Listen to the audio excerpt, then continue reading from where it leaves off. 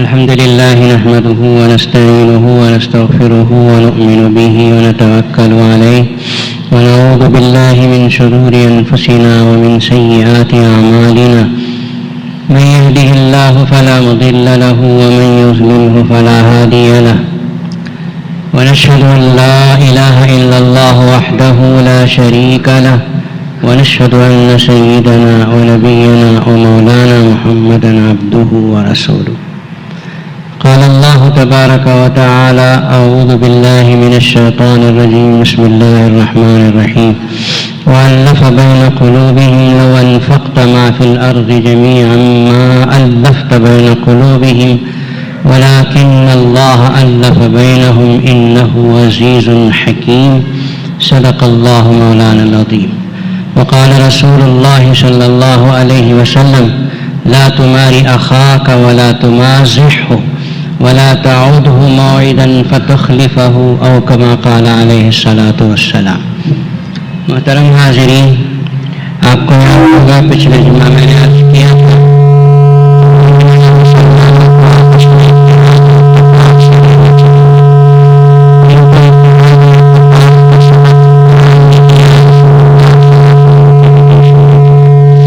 ساری امت مسلمہ کے سمجھدار لوگ اتفاق کا سبق دیتے ہیں، لیکن سوال یہ تھا کہ اتفاق و اتحاد پیدا ہو اس کے لیے کیا تدبیریں اختیار کرنی چاہیے.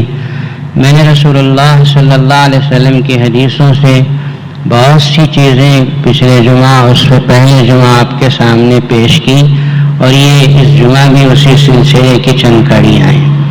یاد رکھیے، اتفاق و اتحاد پیدا کرنا ایک امت مسلمہ کا اہم ترین فریضہ ہے، لیکن بات دراصل یہ ہے کہ اتفاق و اتحاد پیدا کرنے کے لیے جو لوگ کہتے ہیں کہ اتفاق کرو، اتحاد پیدا کرو، ہر آدمی اپنی بات کے منوانے پہ تلا ہے، اور جب ہر آدمی اپنی بات پہ منوانے پہ تلا ہے تو قیامت تک اتحاد نہیں ہو سکتا. میں اپنی بات منوانا چاہوں اور آپ اپنی بات منوانا چاہیں تو اتحاد کہاں سے ہوگا؟ اس سے جھگڑے اور بڑھتے ہیں. اتحاد اور اتفاق اس وقت پیدا ہوتا ہے جب کہ میں بھی اپنی بات کو ایک طرف رکھ دوں، آپ بھی اپنی بات کو ایک طرف رکھ دیں، اور تیسری کسی ایسی شخصیت کی بات کو قبول کریں جس کی بات میں کسی قسم کی غلطی کا امکان نہیں ہو سکتا. اور وہ تیسری شخص کون ہے، شخصیت کون ہے جس کی بات میں کوئی غلطی کا امکان نہیں؟ وہ اللہ اور اللہ کے رسول ہیں. جب اللہ اور اللہ کے رسول کی بات کو قبول کر لیا جائے تو پھر تو اتحاد و اتفاق خود بخود قائم ہو جائے گا. ہر آدمی اپنی بات کو منوانے پہ آج دنیا میں تلا ہوا ہے، اسی لیے یہ لڑائیاں، یہ جھگڑے، یہ اختلافات اور اتفاق کے خلاف جو کچھ ہو رہا ہے سو ہو رہا ہے. رسول اللہ صلی اللہ علیہ وسلم کی بہت سی حدیثیں میں نے پیش کی، اور یہ حدیث جو اس وقت میں نے آپ کے سامنے پیش کی ہے، آپ علیہ الصلاۃ والسلام کی حدیثوں کا سب سے بڑا معجزہ ہے یہ کہ مختصر سی حدیثیں ہوتی ہیں، جملے اور سینٹنس جو ہے وہ بہت چھوٹے ہوتے ہیں، لیکن اس کے اندر اسباق بہت بھرے ہوئے ہوتے ہیں. یہ حدیث دیکھیے جو میں نے اس وقت آپ کے سامنے تلاوت کی، پیغمبر خدا صلی اللہ علیہ وسلم کی مشہور و معروف حدیثوں میں سے ہے. آپ علیہ الصلاۃ والسلام ارشاد فرماتے ہیں کہ مسلمانوں میں اتحاد اور اتفاق پیدا ہو، آپس میں نفاق نہ رہے، اخوت پیدا ہو، دو بھائیوں میں، دو بہنوں میں، بھائی بہنوں میں، میاں بیوی میں، محلے والوں میں، شہر والوں میں، ملک والوں میں، ساری دنیا کے مسلمانوں میں اتفاق و اتحاد پیدا ہو. اس کے لیے جہاں بہت سی چیزیں ہم نے کہی ہیں، یعنی رسول اللہ صلی اللہ علیہ وسلم نے فرمائی ہیں، اس میں سے ایک یہ بھی ہے کہ وَلَا تُمَارِ أَخَاكَ وَلَا تُمَازِحْهُ وَلَا تَعُودْهُ مَوْعِدًا فَتُخْلِفَهُ. اس میں 3 جملے ہیں اس حدیث مبارک میں. پہلا جملہ آپ علیہ الصلاۃ والسلام نے فرمایا لا تماری اخاک، اپنے بھائی سے جھگڑا مت کرو. لا تماری اخاک کتنا مختصر سا جملہ ہے، آپ علیہ الصلوۃ والسلام نے فرمایا کہ اپنے بھائی سے جھگڑا مت کرو. یہ لا تمہاری جو ہے میرا جسے کہتے ہیں عربی زبان میں، ہمارے بزرگوں نے لکھا ہے کہ میرا کا ترجمہ اردو میں جھگڑے سے تو کیا جاتا ہے، لیکن یہ پورا ترجمہ نہیں ہے، اس لیے کہ عربی زبان میں جو لفظ میرا ہے اس کے اندر بہت سی چیزیں داخل ہیں. میرا کہتے ہیں زبانی جھگڑے کو، وہ بھی نہ کرو. میرا کہتے ہیں جسمانی جھگڑے کو کہ گھوسے مار رہا ہے، پکڑ کے پیٹ رہا ہے، وہ بھی جھگڑا اس میں داخل ہے. میرا کہتے ہیں بحث و مباحثے کو کہ 4 آدمی جمع ہو گئے ہوٹل میں چائے کے لیے بول دیا اور گھنٹے گھنٹے بحث پہ بحث کرتے چلے جا رہے ہیں، کچھ فائدہ نہیں اس بحث کا. میرا کہتے ہیں شکوے شکایتوں کو کہ ایک دوسرے سے شکوے شکایتیں کرتے ہیں. یہ ساری چیزیں لفظ میرا میں داخل ہیں. گویا اللہ کے رسول صلی اللہ علیہ وسلم یوں فرما رہے ہیں کہ لا تمہاری اخاک، اپنے بھائی سے جسمانی جھگڑا نہ کرو، اپنے بھائی سے زبان کا جھگڑا مت کرو، اپنے بھائی پہ شک مت کرو، اپنے بھائی سے شکوہ مت کرو، اپنے بھائی سے بحث و مباحثہ مت کرو. ایک چھوٹے سے جملے میں آپ سمجھتے ہیں کہ رسول اللہ صلی اللہ تعالی علیہ وسلم نے ایک کوزے میں گویا سمندر کو سمو دیا ہے کہ لا تمہاری اخاک، اپنے بھائی سے جھگڑا مت کرو، اپنے بھائی کے ساتھ اس طرح کا سلوک مت کرو کہ جس کی وجہ سے اس کے دل میں تمہارے لیے نفاق پیدا ہو، تمہارے لیے حسد اور کینہ اور جھگڑا پیدا ہو. ساری چیزیں رسول اللہ صلی اللہ علیہ وسلم نے اس میں داخل فرما دی. بحث و مباحث، جہاں تک جسمانی جھگڑے کی بات ہے کہ ایک دوسرے کا گریبان پکڑے، مارے، توڑے، اسے تو ایک ان پڑھ آدمی بھی غلط سمجھتا ہے، کہنے کی ضرورت نہیں. اور ہر آدمی کے اندر اتنی صلاحیت بھی نہیں ہوتی کہ کسی کو پکڑ کے مار دے. یہ تو صاف سیدھی بات ہے کہ جھگڑا، جسمانی جھگڑا تو درست ہے ہی نہیں. رہی یہ بات، دوسری چیز میں نے کہا کہ بحث و مباحثہ مت کرو. کسی مسئلے پہ لے کے بحث اور مباحثہ کرنا، کسی بات، دنیا کی بات ہو یا دین کی بات ہو. جہاں تک دین کی بات ہے وہ تو دین کی باتیں صاف ہیں، کسی اچھے عالم سے پوچھ لو تو خود بخود معلوم ہو جائے گا، بحث کی ضرورت نہیں ہے. دنیا کا بھی کوئی مسئلہ ہو تو اس میں بھی آدمی جب بحث کرتے ہیں، 2 شخص جب آپس میں بحث کرتے ہیں تو اونچ نیچ کی گفتگو کی وجہ سے جھگڑا پیدا ہوتا ہے، یا تو ہاتھا پائی ہوتی ہے یا دلوں میں نفرت اور حسد پیدا ہونا شروع ہوتا ہے. بحث و مباحثے کو اسی لیے رسول اللہ صلی اللہ علیہ وسلم نے منع فرمایا. اور پھر ہمارے جو علمی مباحثے ہیں، 2 مولوی بیٹھے ہیں آپس میں بحث و مباحثہ کرتے ہیں، اس کو بھی رسول اللہ صلی اللہ علیہ وسلم نے منع فرمایا. اور حضرت امام مالک رحمۃ اللہ علیہ نے فرمایا کہ المیرا یذہب بنور العلم. جب 2 عالم بیٹھ کر، 2 مولوی بیٹھ کر خامخواہ کی بحث شروع کر دیتے ہیں تو ان کے علم کا نور ختم ہو جاتا ہے. آیا سمجھ میں؟ اس لیے کہ اسلام صاف سیدھا مذہب ہے، اس میں کسی قسم کا اونچ نیچ اور پرپیچ کوئی راہیں نہیں ہے جس کی وجہ سے تمہیں بیٹھ کے آپس میں بحث و مباحثہ کرنے کی ضرورت پیش آئے. تو بحث و مباحثہ مت کرو، آپس میں نفاق پیدا کرنے والی اور پیدا ہونے والی چیزیں ہیں. اسی طرح میں نے تیسری چیز کہی کہ شکوہ کرنا، آپس میں ایک دوسرے کے لیے شکوہ شکایت، یہ آج کل بہت ہے ہمارے معاشرے میں. اس لیے کہ بحث کرنا سب کے بس کی بات نہیں، جھگڑا کرنا سب کے بس کی بات نہیں. شکوہ کرنا تو سب کے لیے آسان ہے کہ مجھے آپ پر کچھ نہ کچھ شکایت آ گئی اور پیچھے جا کے میں نے آپ کا شکوہ شروع کر دیا، آپ کے سامنے ہی میں نے شکوہ کر دیا. شکوے شکایت کی بیماری ہمارے ماحول اور معاشرے میں بے انتہا ہو چکی ہے، جس کی وجہ سے یہ غیبت ہے اور جس کی وجہ سے آپس میں دلوں کے اندر حقد، بغض، کینہ اور ایسی خطرناک قسم کی بیماریاں پیدا ہو گئیں کہ ایک دوسرے کو دیکھ کے مسکراتے ہیں اور دلوں کے اندر حسد بھرا ہوا ہوتا ہے. شکوہ باپ اپنے بچوں سے شکایت، بیٹا اپنے ماں باپ کی شکایت کرتا ہے، شوہر اپنی بیوی کی شکایت، بیوی اپنے شوہر کی شکایت. پورا ماحول اور معاشرہ بھرا پڑا ہے اس سے. لوگ کہتے ہیں فلاں صاحب دیکھو میں ان کے ساتھ اتنا مدد کیا، اپنے بیٹے کی شادی ہوئی تو مجھے شادی کے لیے دعوت نہیں دی، بس وہاں سے ان کا تعلق ختم، وہاں سے شکوے شکایتیں شروع۔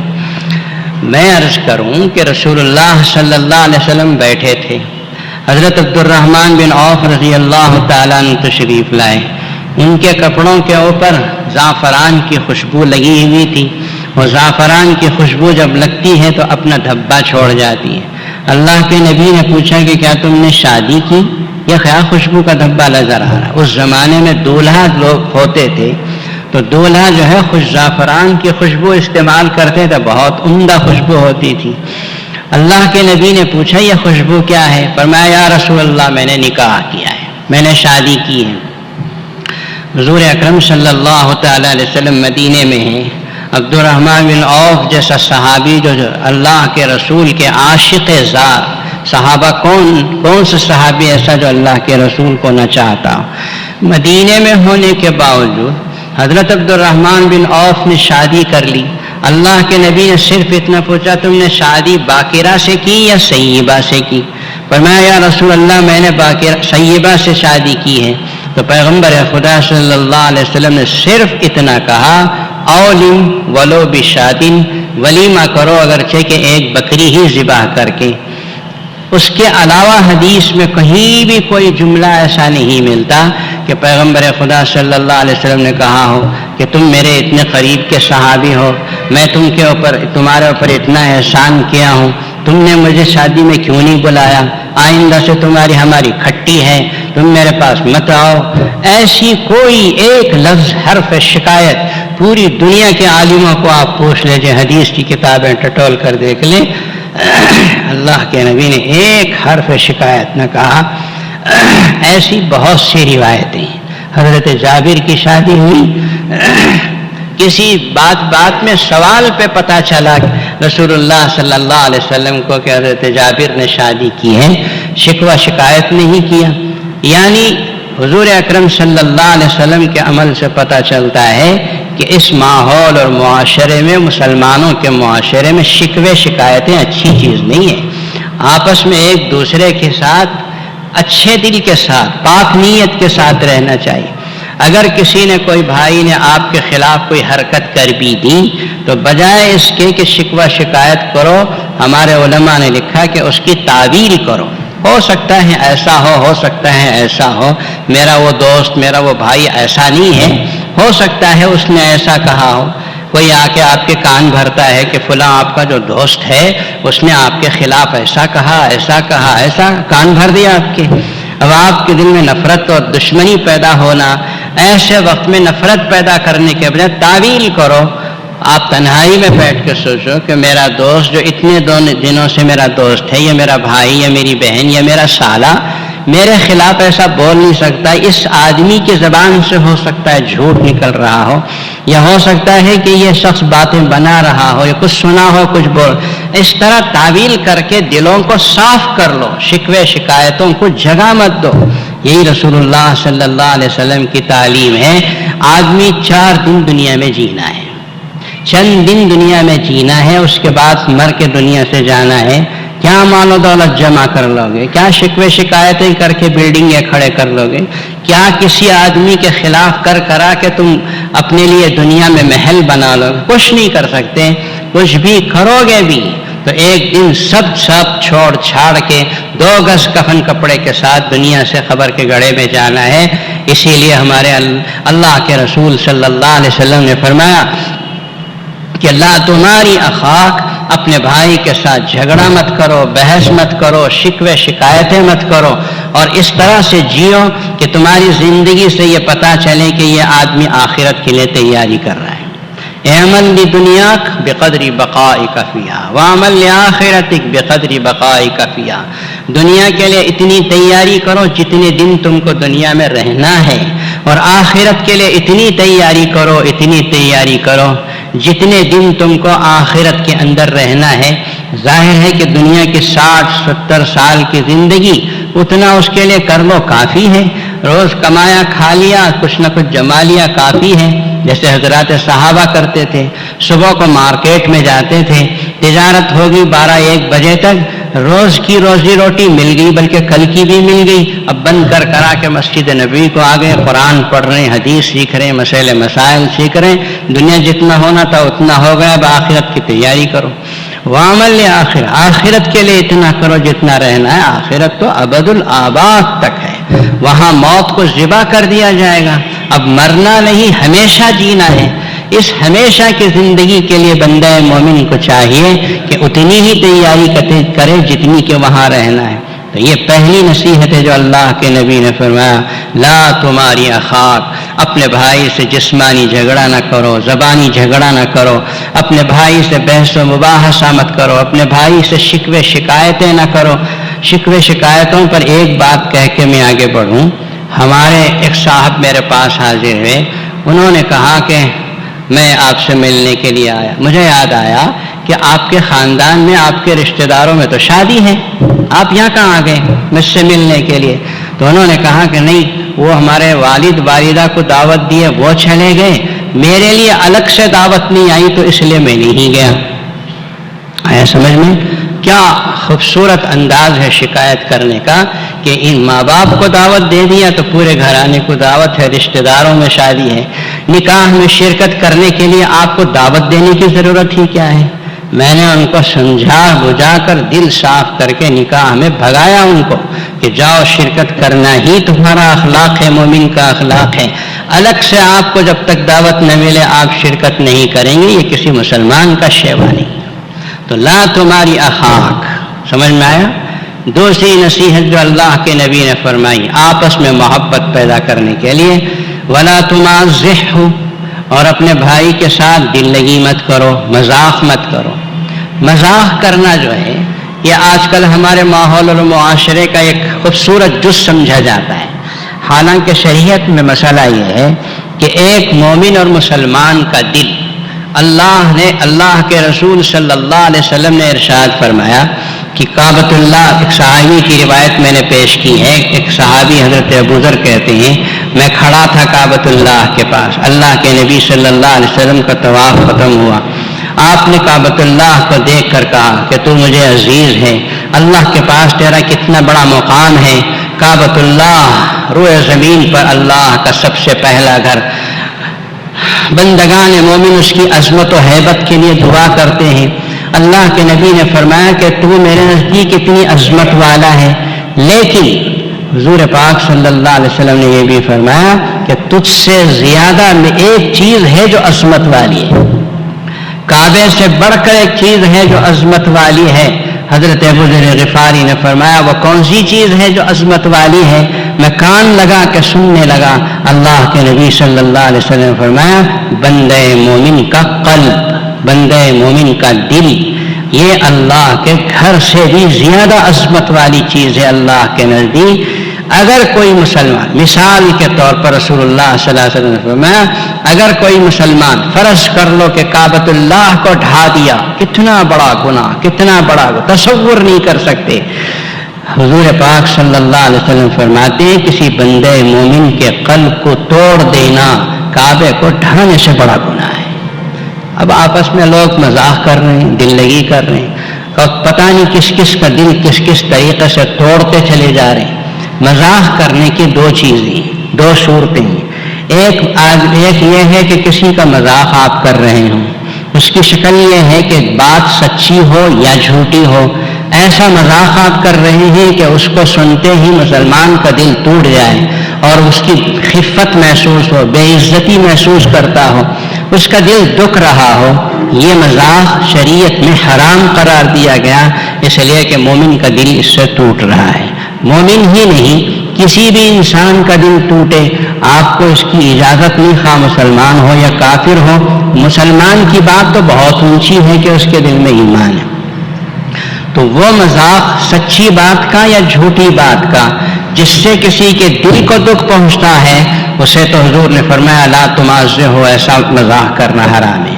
ہاں البتہ ایک مذاق ایسا ہے کہ بات سچی ہو، دل ٹوٹے نہیں۔ آدمی جو مذاق کر رہا ہے مزاح کر رہا ہے، وہ ایسا ہے کہ بات تو سچی ہے، دل نہیں ٹوٹتا. ایسے مزاح کی کبھی کبھی اللہ کے رسول صلی اللہ علیہ وسلم نے اجازت دی، بلکہ خود اللہ کے نبی صلی اللہ علیہ وسلم نے بھی ایسا مذاق فرمایا. جیسا کہ حدیث میں آتا ہے، نبی پاک صلی اللہ علیہ وسلم کی خدمت اقدس میں ایک بوڑھیا آئی، 60-70 سال کی، کمر جھک چکی ہے، ایسی بوڑھیا آئی اور کہا یا رسول اللہ میں جنت میں جاؤں گی یا نہیں؟ پیغمبر خدا صلی اللہ علیہ وسلم نے فرمایا بوڑھیا جنت میں نہیں جائے گی. آپ نے فرمایا بوڑھیا جنت میں نہیں جائے گی. وہ لگی رونے کے لیے. اللہ کے نبی نے کہہ دیا تو اب میرا کیا ہوگا؟ کوئی مجھے میرے لیے کیا کر سکتا ہے؟ پریشان ہوئی، رونے لگی. تو پیغمبر خدا صلی اللہ علیہ وسلم نے فرمایا تو روتی کیوں ہے؟ تو روتی کیوں ہے؟ میں نے یہ نہیں کہا کہ تو نہیں جائے گی، میں نے کہا کہ بوڑھیا جنت میں نہیں جائے گی. اللہ تجھے جوان بنا کے جنت میں داخل کریں گے. بوڑھی جا کے کیا کھائے گی، کیا پیے گی، کیا لطف اٹھائے گی؟ تو بوڑھے نہیں جاتے جنت میں، اللہ جوان بنا کے داخل کر. اب جو اس کی خوشی کی انتہا نہ رہی کہ اللہ کے رسول نے ایک طرف یہ بھی کہہ دیا کہ جنت میں بھی جائے گی اور دوسری طرف یہ بھی کہہ دیا کہ جوان بنا کے داخل کی جائے گی، تو اس کی خوشی کی انتہا نہ رہی. ایک قسم کا مزاح ہے، ایک اچھی خبر ہے جو رسول اللہ صلی اللہ علیہ وسلم نے دی. اسی طرح ایک حضور پاک صلی اللہ علیہ وسلم کی خدمت میں ایک صحابی آئے. انہوں نے کہا کہ یا رسول اللہ مجھے اونٹ دیجئے جس پر میں سواری کروں، اپنا سامان رکھوں، میرے لیے ایک سواری کا انتظام کر دیجئے. نبی پاک صلی اللہ علیہ وسلم موڈ میں تھے. آپ نے ارشاد فرمایا ہم تجھے اونٹ نہیں دیں گے، اونٹ کا بچہ دیں گے. ان صحابی نے کہا یا رسول اللہ میں بچہ لے کے کیا کروں؟ آپ نے فرمایا کہ ہم تو بچہ ہی دینے والے ہیں، تم چاہے لو یا نہ لو. وہ جز بز ہو گئے، پریشان ہو گئے، کہنے لگے یا رسول اللہ بچہ لے کے کیا کریں گے؟ یہ ہمارے لیے کافی نہیں ہے، اسے ہمارے کچھ کام کا نہیں ہے. حضور اکرم صلی اللہ علیہ وسلم نے فرمایا بابا میں نے یہ کب کہا کہ میں ایسا تجھے جانور دوں گا جسے تو سواری نہ کر سکے، سامان نہ رکھ سکے؟ میں جو دوں گا نوجوان اونٹ وہ بھی تو کسی کا بچہ ہی ہے، دنیا میں ٹپکا ہوا تو نہیں ہوگا. کیا خوبصورت قسم کا مزاح ہے، دل ٹوٹنے کے بجائے اور دل جم جائے اور دل خوش ہو جائے. ہمارے لوگ آج کل مزاح ایسا نہیں کرتے، ایسے ہی مزاح کرتے ہیں جس سے لوگوں کے دل ٹوٹ جاتے ہیں، چکنا چور ہو جاتے ہیں. اور دل جب ٹوٹتا ہے پھر جمتا نہیں ہے. یاد رہے مسلمانوں اسے اچھی طرح یاد رکھو، جب ہماری زبان کے ذریعے سے کسی کا دل ٹوٹتا ہے تو پھر جمتا نہیں. جراحات السنان لها التیام ولا یلتام ما جرح اللسان. ہاتھ سے لگے ہوئے زخم، تلوار اور تیر و تفنگ سے لگے ہوئے زخم سوکھ جاتے ہیں، لیکن زبان سے لگا ہوا زخم آخری سانس تک بھی سوکھنے نہیں پاتا. جب بھی وہ بات یاد آتی ہے جو آپ کی زبان سے نکلا ہوا ہو، فوراً وہ زخم ہرا اور تازہ ہو جاتا ہے اور وہ کبھی سوکھنے نہیں پاتا. اسی لیے کبھی کسی کو ہاتھ سے تکلیف پہنچا دیا، ٹھیک ہے کچھ دیر کے بعد اس کی تکلیف ختم ہو جاتی ہے، لیکن یہ اپنی زبان ہے نا جس میں ہڈی نہیں ہے، اسے اپنے کنٹرول میں رکھو. اپنی بیوی کے سامنے، اپنی اولاد کے سامنے، اپنے بھائیوں کے سامنے، بہنوں، ماں باپ کے سامنے اسے کنٹرول میں رکھو. نوجوان اپنے ماں باپ کے سامنے 4 پیسے کمانے کے قابل ہو گیا، ماں باپ کو لگا کیا میرا وہ بکتا چلا جا رہا ہے، ایسی باتیں بولتا ہے کہ ماں باپ کا دل زخمی ہو جاتا، چکنا چور ہو جاتا ہے. یہ بوڑھے ماں باپ، یہ بوڑھے لوگ، ہم اسے نقل بھی نہیں کر سکتے، ایسے جملے بول دیتے ہیں جس کی وجہ سے ماں باپ کا دل چکنا چور. عام مسلمان کا دل دکھانے کی اجازت نہیں. تو بوڑھے ماں باپ جن کے پیٹ سے پیدا ہوا، جنہوں نے پاخانہ اور پیشاب تیرا صاف کیا، ان کے سامنے ایسے جملے بول کے دل دکھا دے گا تو تیری آخرت برباد نہیں ہوگی تو پھر کیا ہوگی؟ زبان کو کنٹرول میں رکھو، زبان بڑی خطرناک چیز ہے. تو فرمایا کہ ولا تمازح ہو، اپنے بھائی کے ساتھ ایسا مذاق نہ کرو جس کی وجہ سے اس کا دل دکھے. جب دل دکھے گا تو پھر اس کے بعد اس کا دل کبھی جمے گا نہیں، ٹوٹ جائے گا.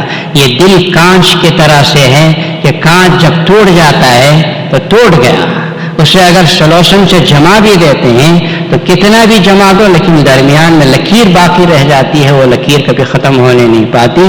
اس لیے اپنے مسلمان بھائیوں کے سامنے ان کے دل کا خیال کر کے اپنی زبان کو کھولو، اپنا خیال کر کے زبان مت کھولو. ولا تمازح، آپس میں ایک دوسرے کے ساتھ اس طرح کا مزاح نہ کرو کہ جس کی وجہ سے دل ٹوٹتے چلے جائیں۔ اور پھر آخر میں آپ نے فرمایا وَلَا تَعُدْ مَوْعِدًا فَتُخْلِفَهُ، کسی مسلمان بھائی سے ایسا وعدہ نہ کرو جس وعدے کی تمہیں خلاف ورزی کرنا پڑے۔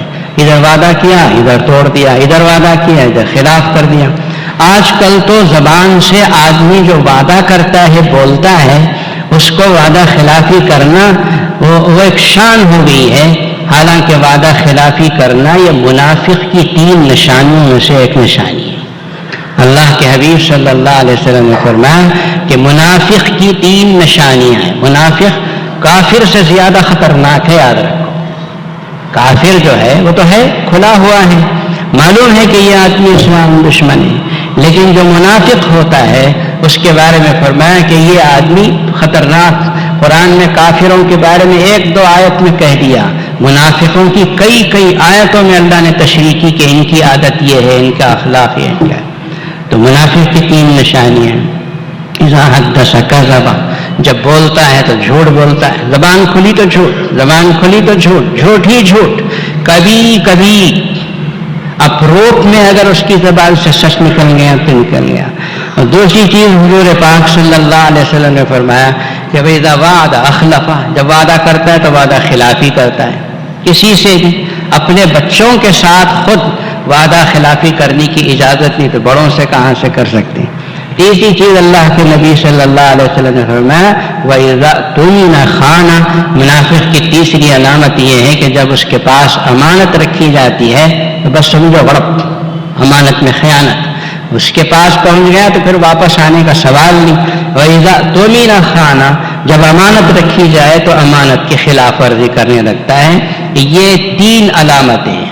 اس میں سے ایک یہ بھی ہے، حضور پاک صلی اللہ علیہ وسلم کی ایک اور حدیث ہے جس میں آپ نے ارشاد فرمایا صلی اللہ علیہ وسلم، ایک مسلمان ہے جس کے سامنے آپ کوئی بات کہہ رہے ہیں، آپ کو معلوم ہے کہ آپ جھوٹ بول رہے ہیں، سننے والا اسے آپ کو سچ سمجھ کر سن رہا ہے۔ حضور پاک صلی اللہ علیہ وسلم فرمایا کبورت خیانت، یہ بہت بڑی خیانت ہے کہ آپ بول رہے ہیں ایک بات، جھوٹی بات، آپ کو معلوم ہے، آپ کا دل دماغ کہہ رہا ہے کہ یہ جھوٹی بات ہے، سننے والا آپ کی بات کو سچ سمجھ کر سن رہا ہے۔ اس میں 2 باتیں آ گئی، خیانت بھی ہو گئی، جھوٹ بھی ہو گیا۔ ایسی چیزوں سے محبت اور اتفاق پیدا نہیں ہوتا، نفاق پیدا ہوتا، دشمنیاں پیدا ہوتی۔ تو دوستو، اس مضمون کا آخری حاصل یہ ہے کہ مسلمانوں میں اتحاد و اتفاق شریعت کی ان باتوں پر عمل کرنے سے ہی پیدا ہوگا، اور یہ محبت اور اتفاق، آپس میں محبت، اخوت، یہ اللہ کی نعمت ہے جو اللہ دلوں میں ڈالتے ہیں۔ حضور صلی اللہ علیہ وسلم جب مدینہ تشریف لے گئے تو وہاں 2 قبیلے، اوس و خزرج نام کے 2 قبیلے تھے۔ یہ 2 قبیلوں میں زمانے دراز سے جنگیں لڑی جا رہی تھی، خطرناک قسم کی خون ریز لڑائیاں۔ جب ماں مر رہی ہوتی تھی تو اپنے بچے کو بلا کے کہتی تھی دیکھو فلاں قبیلے سے ہماری دشمنی ہے، اس دشمنی کو برابر جاری رکھنا ورنہ میرے سینے سے پلایا ہوا دودھ تم کو معاف نہیں۔ اس طرح نسلوں سے لڑائی چلی آ رہی تھی۔ اللہ کے نبی صلی اللہ علیہ وسلم مدینہ تشریف لے گئے، آپ علیہ الصلاۃ والسلام کے دست حق پر ایمان قبول کیا۔ یہ قبیلے آپس میں شیر و شکر ہو گئے، محبت مودت قائم ہو گئی۔ حضور پاک صلی اللہ علیہ وسلم کے طفیل سے یہ سب کچھ ہوا۔ اللہ نے یہ جو محبت قائم ہوئی اس کو فرمایا کہ یہ محبت، یہ الفت، یہ ہماری نعمت ہے جو ہم نے دلوں میں ڈالا۔ وَأَلَّفَ بَيْنَ قُلُوبِهِمْ، اللہ فرماتے ہیں کہ یہ اوس و خزرج قبیلے کے درمیان جو الفت آ گئی، یہ الفت ہم نے ڈالی ہے، یہ محبت ہم نے ڈالی ہے۔ لَوْ أَنفَقْتَ مَا فِي الْأَرْضِ جَمِيعًا مَا أَلَّفْتَ بَيْنَ قُلُوبِهِمْ، اگر ساری دنیا کی دولت بھی تم خرچ کر دیتے تب بھی ان قبیلوں کے درمیان محبت و مودت قائم نہیں کر سکتے تھے۔ وَلَٰكِنَّ اللَّهَ أَلَّفَ بَيْنَهُمْ، اللہ نے اپنی نعمت بتائی، ہم نے اپنے رحم و کرم، اپنے فضل سے ان کے دلوں میں محبت ڈالی ہے۔ إِنَّهُ عَزِيزٌ حَكِيمٌ، بے شک وہ غالب ہیں، حکمت والے ہیں۔ رسول اللہ صلی اللہ علیہ وسلم کے ہاتھ پہ ایمان قبول کیا، شریعت پہ عمل کیا تو محبتیں قائم ہو گئی، اور انصار نے انصار اوس و خزرج نے ایسی ایسی قربانیاں دی آپس میں ایک دوسرے کے لیے، آپس میں ایک دوسرے کی محبت میں ایسا ایثار کیا کہ تاریخ کا ایسا سنہرا باب ہے کہ اس سے پہلے کی تاریخ نہیں، اور ہم دعوے کے ساتھ کہہ سکتے ہیں کہ قیامت تک ایسی تاریخ نہیں آ سکتی۔